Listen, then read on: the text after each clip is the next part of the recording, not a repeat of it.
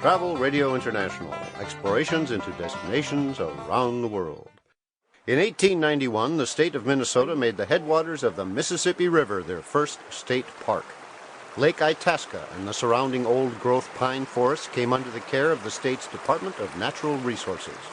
With 500,000 visitors a year, park manager Michael Kovakovich has a lot to think about.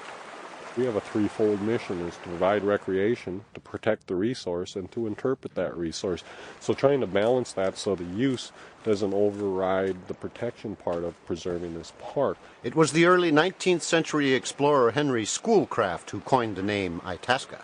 When Schoolcraft got here, a number of people traveled with him. If I remember the names correctly, Reverend Boutwell was with him. He asked him what were the Latin words for true source, and it's veritas caput. And if you take the last part of veritas, itas, and the first part of caput, put them together, you have Itasca. And so what Itasca means in a shortened version is true source. We are at the grand opening of the new visitor center named after park proponent Jacob V. Brower. Your audio journalist, Patricia Lawrence, is with Joe Day of the Minnesota Indian Affairs Council. Well, I'm an Anishinaabe Yanini, meaning Indian man. I'm with the Minnesota Indian Affairs Council, and the Indian Affairs Council came about back in 1963 when it was established by the state legislature. However, the research and the foundation of the agency stemmed way back from the turn of the century on state-tribal relations.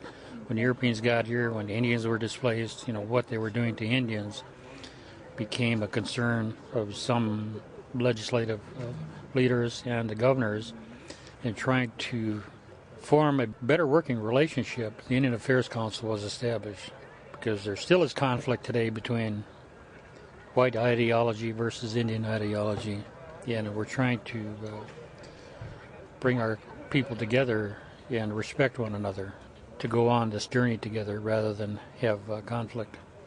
Joe's ancestors depended on the lakes and forests of northwest Minnesota.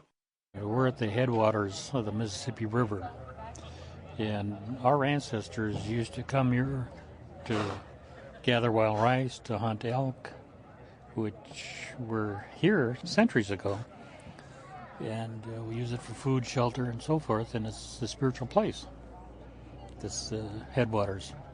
It is the beginning of a river. It's a river that provided food and travel for us, throughout the centuries.